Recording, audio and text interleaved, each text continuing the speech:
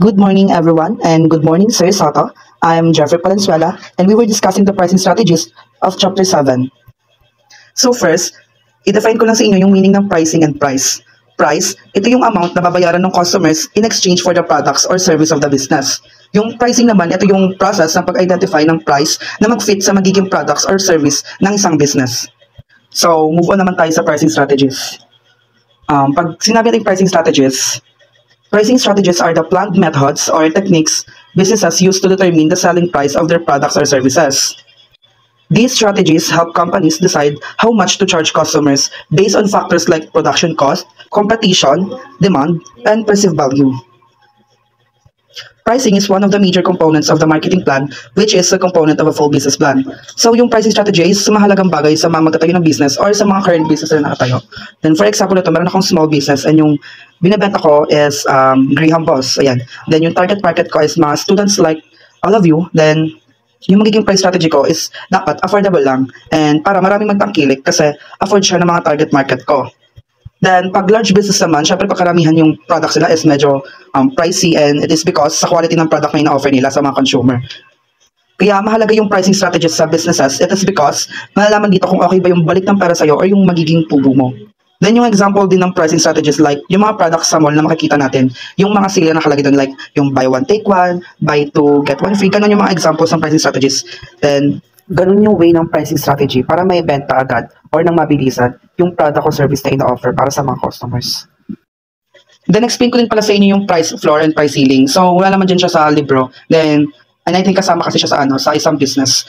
Pag sinabi natin price floor, yun yung the lowest price where the company can earn profits. Pag price ceiling naman, the maximum price that customers are willing to pay for a given product. Pag sinabi natin price floor, ito yung lowest price ng dapat mong maging presyo sa isang product mo. Like, hindi dapat yun bababa sa pinaka lowest na price mo, like ngayon sinabi ko na price floor. So, pag bumaba pa kasi doon, pwede kang malugi kasi yung profits mo hindi na sapat sa kung paano mo pinapaikot yung business mo. Then, pag yung price ceiling naman, syempre yun naman kabalitan ng price ceiling. Like, pag sobrang taas naman ikaw mag-presyo, like, syempre yung iba, magugulat na lang sila na ba't sobrang taas, ganun. Like, sa iba, hindi naman ganun. Like, hindi dapat tayo mag-exceed or sa the maximum price na yun sa price ceiling. Yun lang.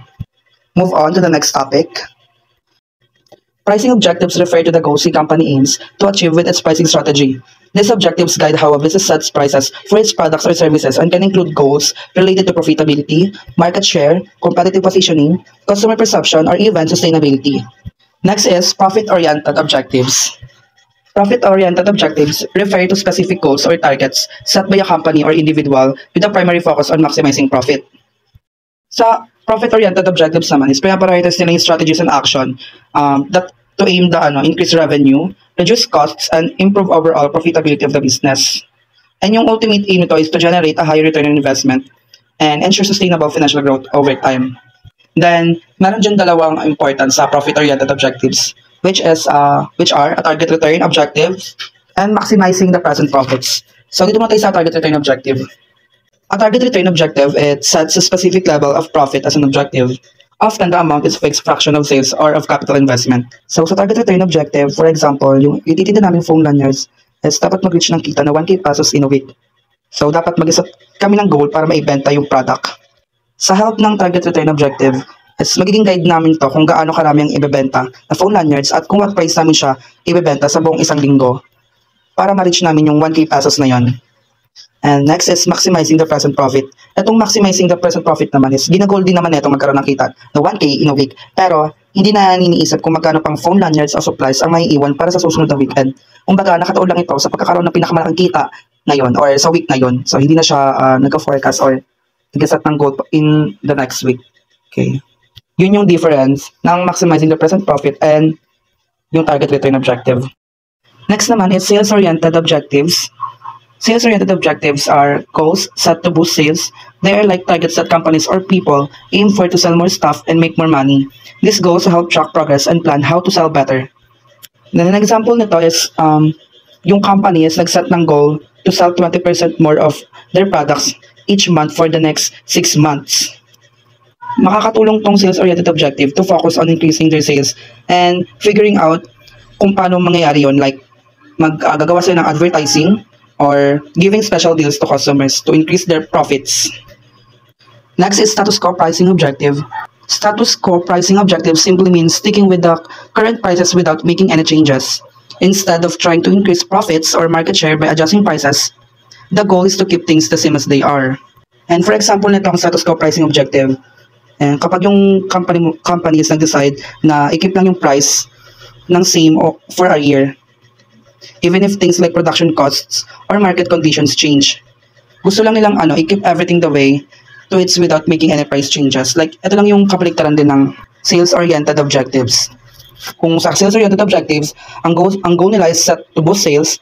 Sa status quo pricing objectives naman is ini-stick lang nila yung price nila over a year kahit madaming changes na nangyayari. And now, may I call on Ms. Bahar for the next reporter. Hello everyone, my name is Aliana Bahar and I am here to discuss the pricing policy and dynamic pricing.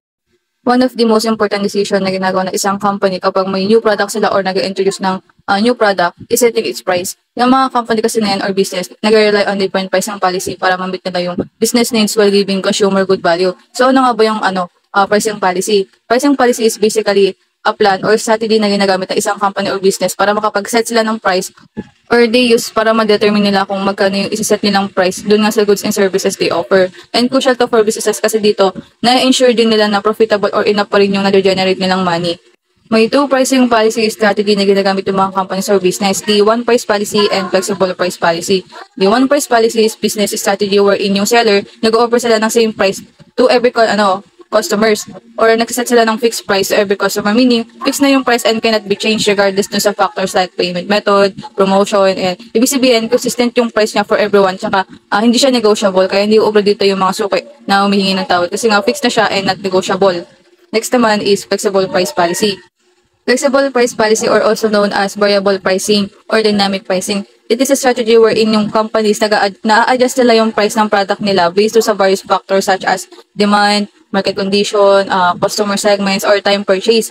Nata-tailor nila yung price nila to specific segments such as yung mga discounts. In other words, itong flexible pricing, inaalaw niya yung companies na maka-adapt sa market changes. And may mga different forms siya na first is dynamic pricing. So, sa dynamic pricing also referred to as surge pricing, demand pricing, or time-based pricing strategy, wherein yung business nag-a-adjust yung price ng product nila or services in real time based on various factors such as yung demand, competition, and market condition, meaning nakadepende sila sa changes ng market. Common to sa mga e-commerce, travel, hotels, transportation, and entertainment. Sa hotels and rental companies, diba? Yung pricing nila based sa seat availability, sa booking time, tsaka sa season demand. And Uber, gumagamit niya ng surge pricing. Nag-a-adjust yung fare nila or yung pamasahe, depende sa demand and supply. Siyempre, kapag peak hours or high demand, of course, tataas ngayon yung presyo niya. And yung sa mga concert din, sa mga sports event, yung ticket nila may dynamic pricing. And syempre, nakadepende din yung price ng ticket nila sa demand tsaka popularity ng artist. Also, nakadepende sa location, sa event time, and the ticket availability. Meron dyan, nagbebenta rin ng ticket na mas mataas pa yung presyo. Pero pag paubos na gano'n. Ito kasing dynamic pricing, ini-help niya rin yung mga companies na ma-maximize yung revenue niya by changing high prices habang mataas pa yung demand at low prices naman pag mababa naman yung demand, ganun. Flexible siya. And for the next reporter, may I call on Miss Evangelista. Good day everyone, I am KCA Evangelista from FM1A and I will be reporting the topic pricing over the product life cycle. Pricing over the product life cycle. The stages of a product life cycle govern how a product is priced, distributed, and promoted. A new product goes through multiple stages during the course of its life cycle, including an introduction stage, growth stage, maturity stage, and a decline stage. As a product ages, companies look for new ways to brand it and also explore pricing changes. Market and competitor research help businesses assess the proper course of action to maintain product profitability. For example, introducing special discount or promotional prices and period offer, providing privileges to the loyal members, and introducing exclusive membership offer. Next is introduction and growth stages. During the introduction stage, a company will invest time and money to publicize the name of its product and find a market for it. This is the product life cycle stage in which appropriate patents are filed and product branding begins. Some companies will initially price their new product cheaply to develop a customer base. Other companies will initially price their products more expensively to make up for development expenses. Initial promotions of the product is typically directed at dedicated enthusiasts. For example, when the smartphone is first launched, the pricing strategy might involve setting a relatively high price to capitalize on early adopters who are willing to pay a premium for the latest technology. In introduction stage, there are three pricing strategies being used by businesses when introducing new products, which could be penetration pricing, price scheming, and introductory pricing.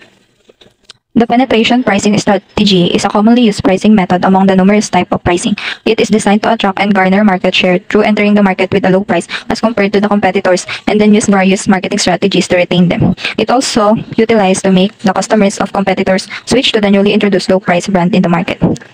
The example of penetration pricing strategy is when a new smartphone manufacturer sets a lower price for its latest model compared to established competitors in order to quickly gain market share and attract customers. As the product gains traction and popularity, the company may gradually increase prices or introduce higher price models.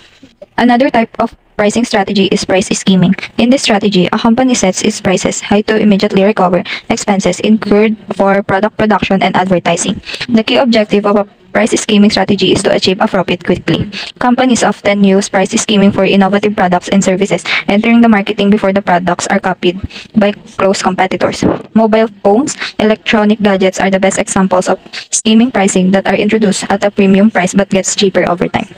For example, when Apple releases a new iPhone at a premium price, targeting early adopters willing to pay a premium for the latest technology. Over time, as demand wanes or competitors enter the market, Apple reduces the price to attract more price-sensitive customers. And lastly, in the three pricing strategies is introductory price. Introductory price dealing using temporary price cuts to hurry new products into a market and let customers to try them. The plan here is to increase prices once the introductory offer has concluded. By then, confidently target customers will buy it again at the regular price. For example, an example of an introductory pricing strategy is when a company offers a new product or service at a discounted rate for a limited time to attract customers and encourage them to try it out. For instance, a streaming service might offer a 1-month subscription at half price to new users to entice them to sign up. Next is the growth stage. During the growth stage, a company aims to develop brand recognition and increase their customer base. The quality of their products is often improved based on early reviews, and technical support is usually enhanced. Pricing remains generally stable as demand continues with minimal competition. A larger distribution network is formed to keep up with the pace of demand.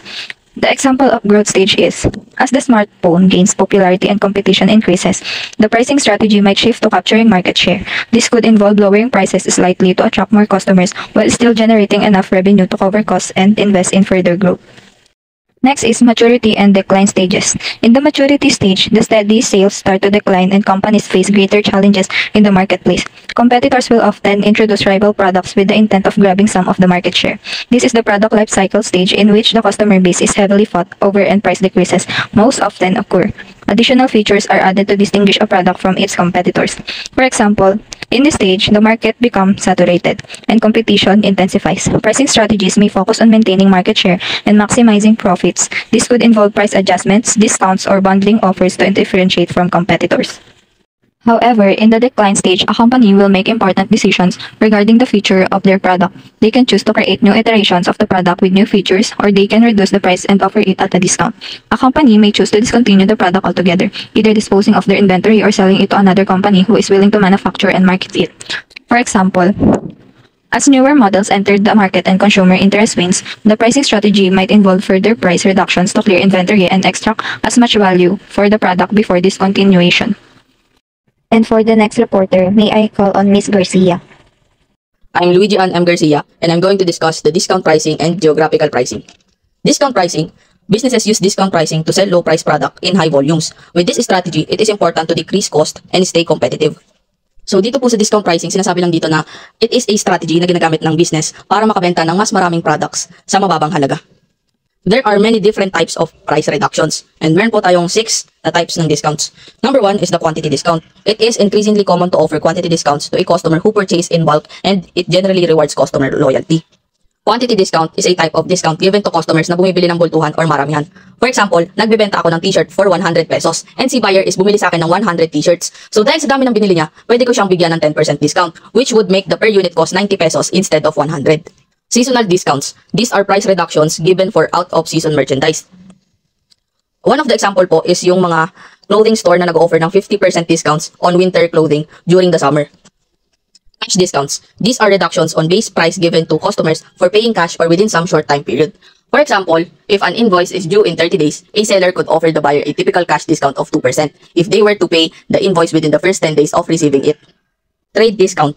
These are price reductions given to middlemen such as wholesalers, industrial distributors, and retailers to encourage them to stock and give preferred treatment to an organization's product. Example, si customer is bumili ng 100 units of a product. Pwede siya makareceive ng 20% trade discounts. So kaya po may trade discounts is para mas ma-promote pa yung product and mas tangkilikin pa siya ng mga tao. Personal allowances. The purpose is to encourage middlemen to aggressively promote the organization's products. Ang example po dito is yung paggawa ng advertisement para mapakilala yung product sa consumers. And si manufacturer po, pwede po siyang mag-offer ng kabayaran or kapalit doon sa paggawa ng advertisement. Last is trade-in allowances. These are often used to help the seller negotiate the best price with the buyer. Ito naman po, yung binibigay ng manufacturer sa mga wholesalers or retailers in exchange for them promoting the product. Geographical pricing. It involves variation of price depending on the location where the product and service is being sold and is mostly influenced by the changes in the currencies as well as inflation. So sa geographical pricing daw po, it is when the business or companies adjust the sale price of an item or a product based on the location of the buyer. The difference in price might be based on the cost of shipping the item to a particular location or it could be based on what people in that area are willing to pay. So ginagawa po ito ng business to maximize their revenue in different markets. Pre-onboard or FOB. This is a type of geographical pricing which is most commonly used in export or imports. For example, bumili ako ng product sa China. Let's say, bumili ako ng sapatos. Bukod sa pinaka-price ng product, I must pay for the transport cost from the seller's warehouse to the shipping point or yung tinatawag na freight cost. And yung freight cost po is the amount na binabayaran to transport goods from one place to another, whether by land, sea, or air. And meron pong two types of FOB. Number 1, FOB origin or FOB shipping point. Number 2, FOB destination. So ano nga ba ang pinagkaiba ng dalawa? Unahin muna natin yung FOB origin. It is when the buyer accepts the title of the goods at the shipment point and assume all risk once the seller ships the product. So ibig sabihin po, si buyer ang responsible if the goods are damaged or lost while in transit. While in FOB destination, the seller retains the title of the goods and all responsibility during the transit until the items reach the buyer. Rate absorption pricing. To penetrate distant markets, a seller may be willing to absorb part of a freight cost. So here, the company selling the products pay for the shipping cost. For example, clothing manufacturer pays for the shipping cost of their product to a reseller who then sells the product to customers. So ginagawa po ito ng manufacturer. First is to help reseller to save money and increase their profit margin. And second is to build a stronger relationship with the reseller and increase sales. Uniform delivered pricing. Here, same delivered price is quoted to all buyers regardless of their locations. So for example, mas malapit si buyer number 1 kay seller kaysa kay buyer number 2.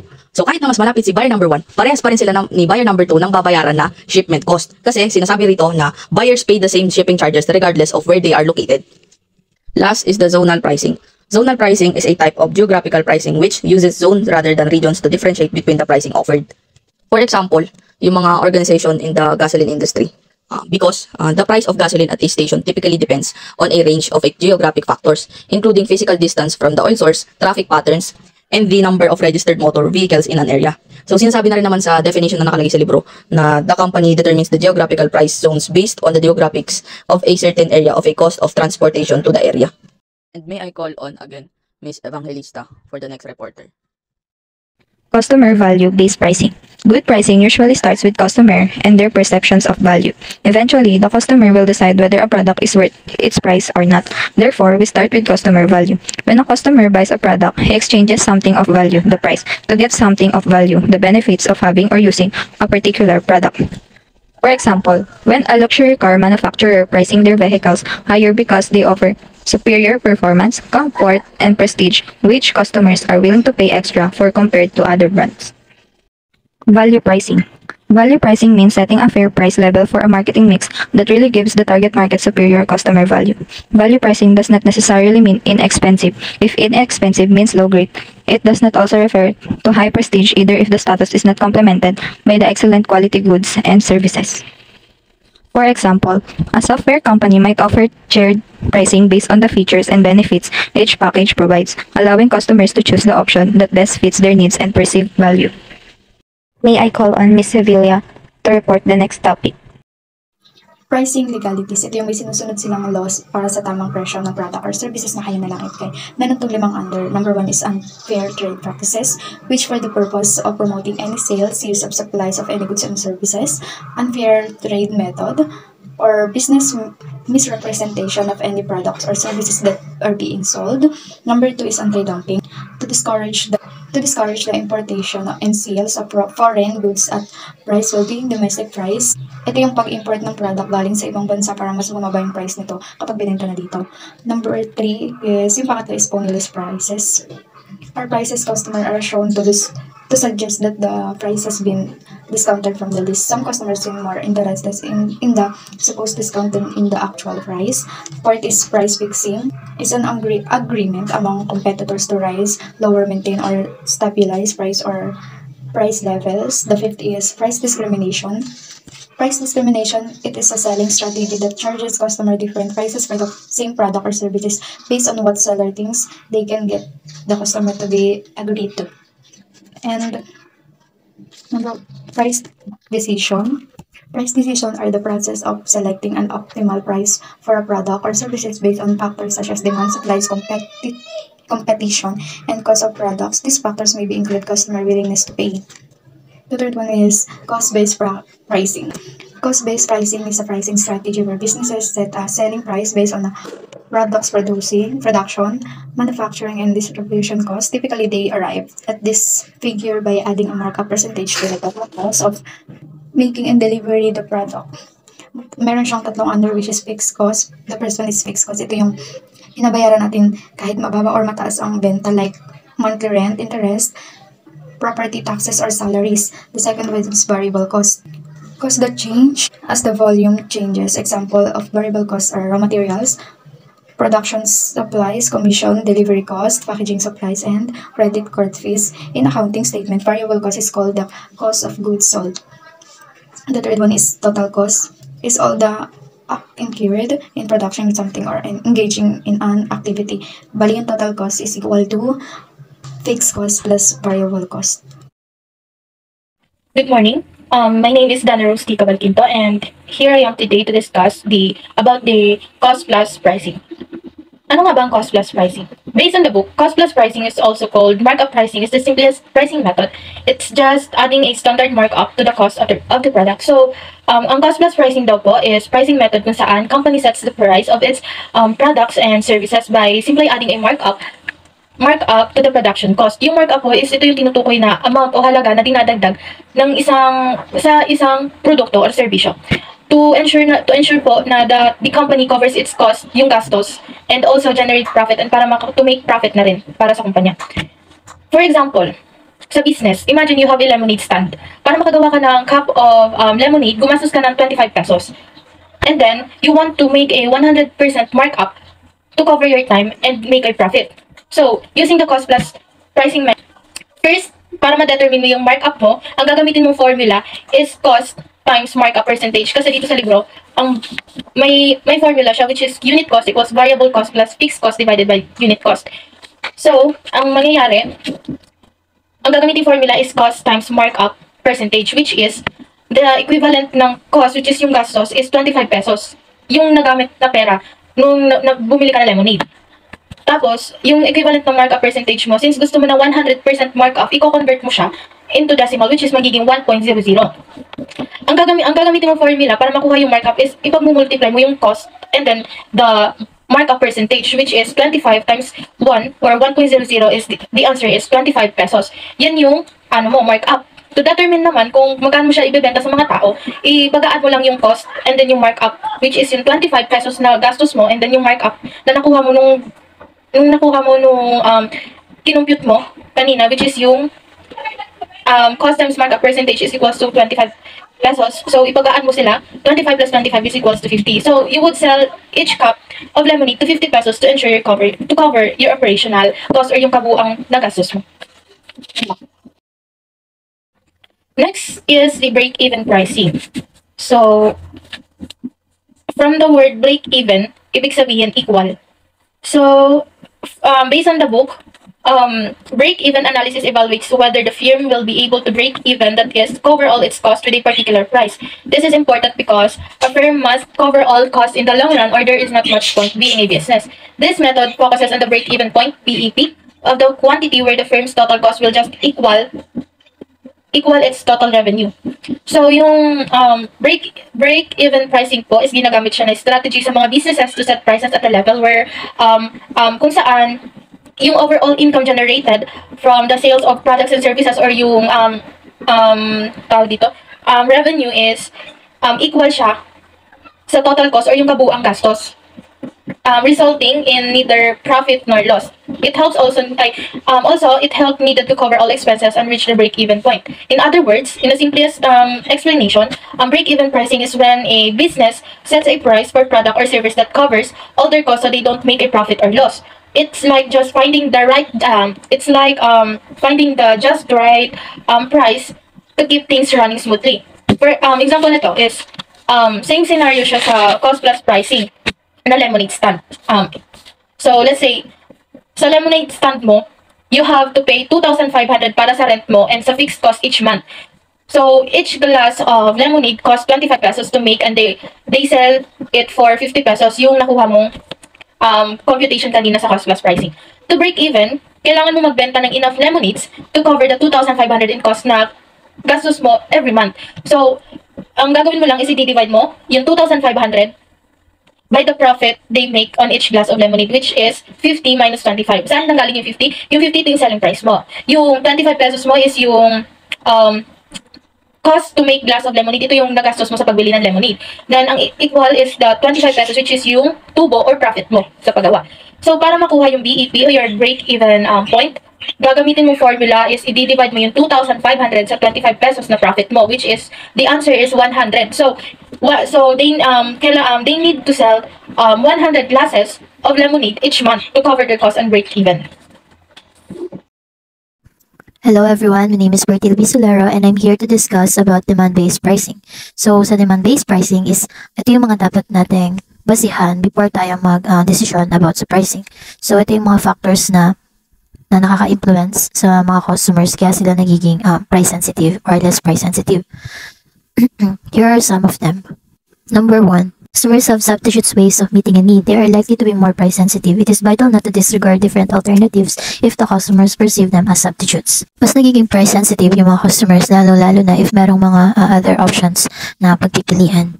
So, mahalaga na hindi i-disregard sa mga companies yung mga alternatives dahil it can lead to dissatisfaction or loss of the business.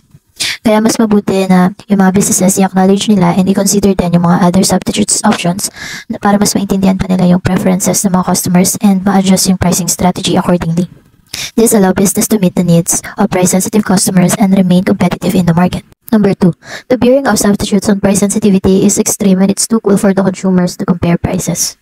So ngayon kasi, mas mabilis na lang mag-compare ng prices using smartphone technology. So yung mga customers, mas nagiging price sensitive sila kasi nakikita nila yung mga differences ng prices kahit na nandun sila sa loob ng shopping mall or physical stores.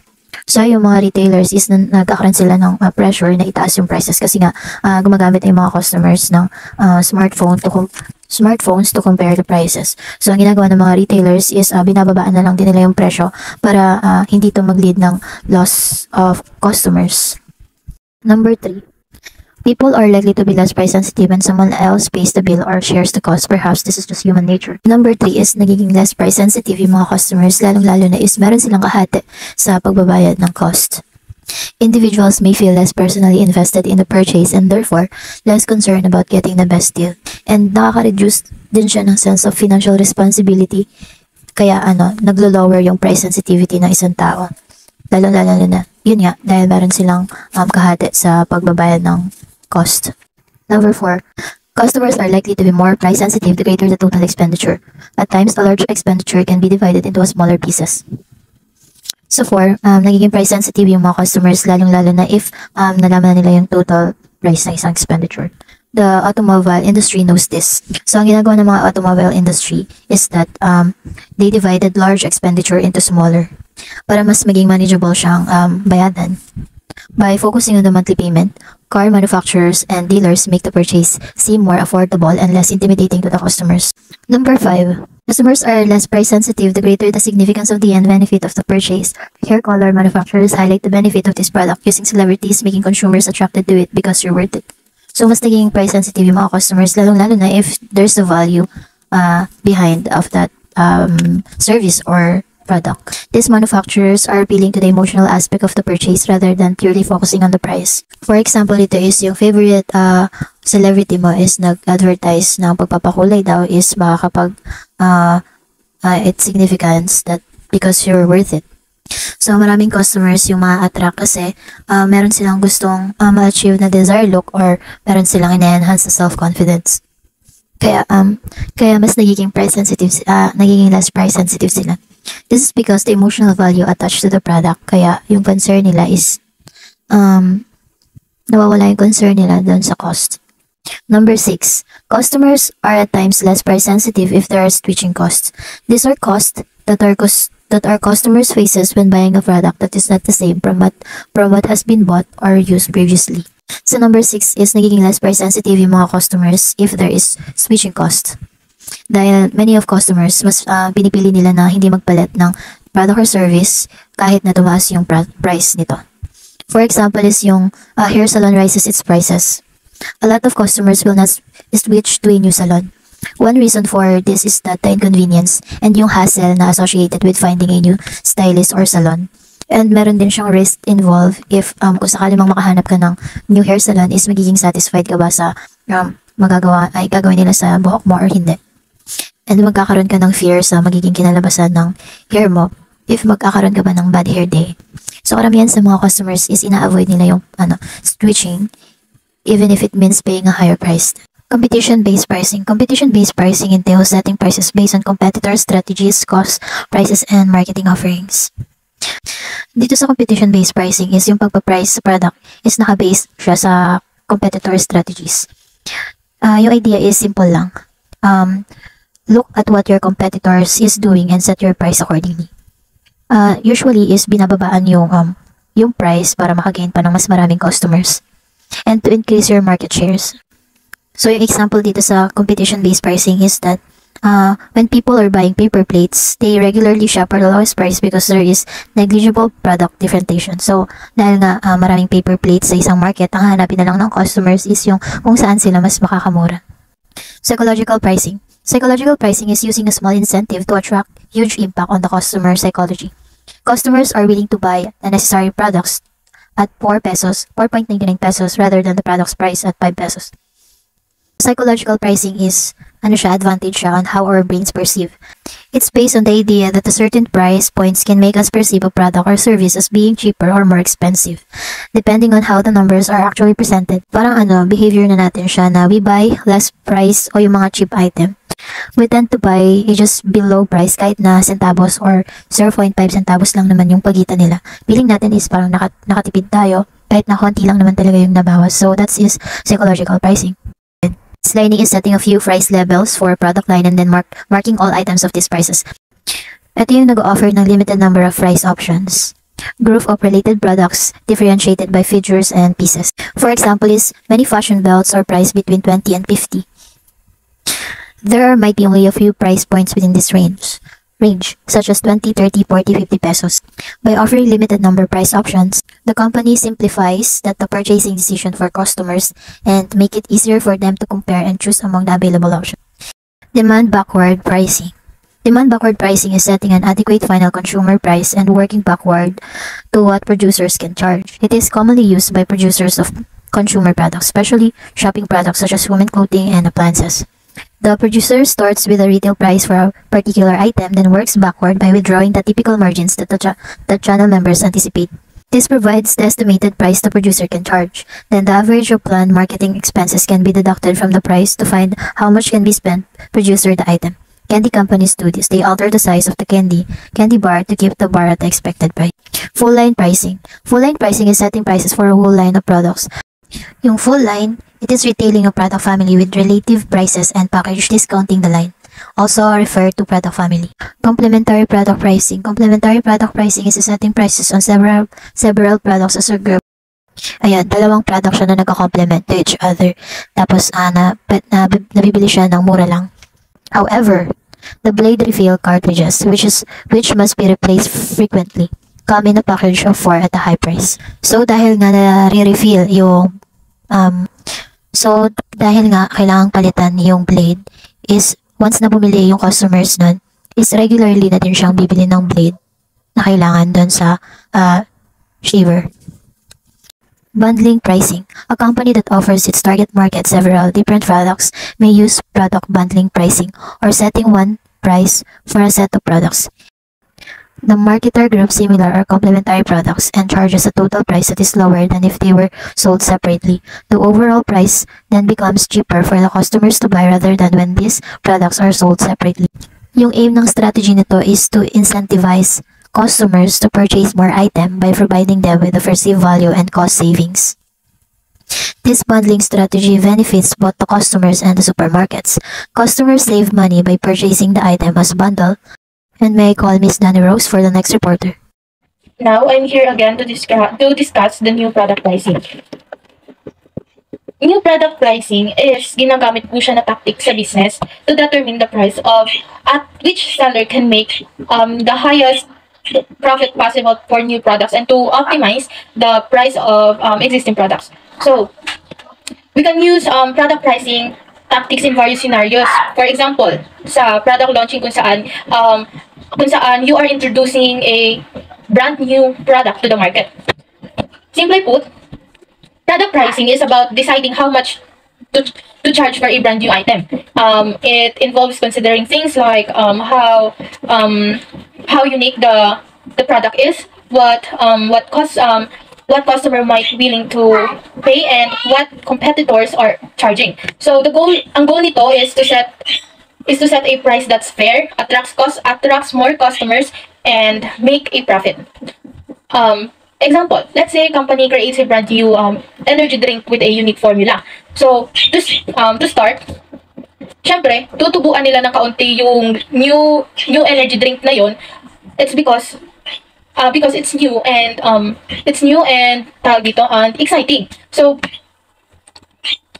exciting. Then, as more people start buying it, they might be adjust the price. Bababaan nila to make it affordable and attract even more customers para mas dumami yung bumili sa kanila. This way, they make money while getting the product out there. Thank you, Miss Dana Rose. So, I'm here again to discuss price scheming. Price scheming calls for setting a high price for a new product to scheme maximum revenues layered by layer from those segments willing to pay the high price. Ang technique na to is particular na popular in electronic industry. Na ang new product kapag ni-release is high price siyang binibenta. As technology becomes outdated, it get lowered to attract target audience. The goal with price scheming is to maximize profit from those early adopters who are willing to pay a premium greatest technology. Yung early adopters, sila yung mga willing to pay na customers na gusto agad na sila yung unang makahawak ng latest technology. Isa sa example ng price scheming is DVD players. They set price high to those willing to pay like early adopters, then lowered the price, making the product more accessible to wider audience to ensure that the console continued to make sales. A scheming strategy would generally be supported by the following conditions. Having a premium product. In this situation, premium does not just denote high cost of production and materials. It also suggested that the product may be exceptional or that the demand is unusually high. An example would be a high price for limited production sports cars such as Mercedes-Benz, Hummer, or BMW Series M Coupe. Number 2, having the legal protection via patents or copyright. They may also allow for an excessively high price. Intel and their Pentium chip possess these advantages for a long period of time. In most cases, the initial high price is gradually reduced to match new competition and allow new customers access to a product. To the next reporter, may I call Ms. Bahar to discuss market penetration pricing. So, market penetration pricing. Market penetration pricing is a pricing strategy na ginagamit ng isang company or business sa mga new product o services para makapag-attract sila ng customer at magkaroon ng presence sa public, lalo na yung mga bagong product.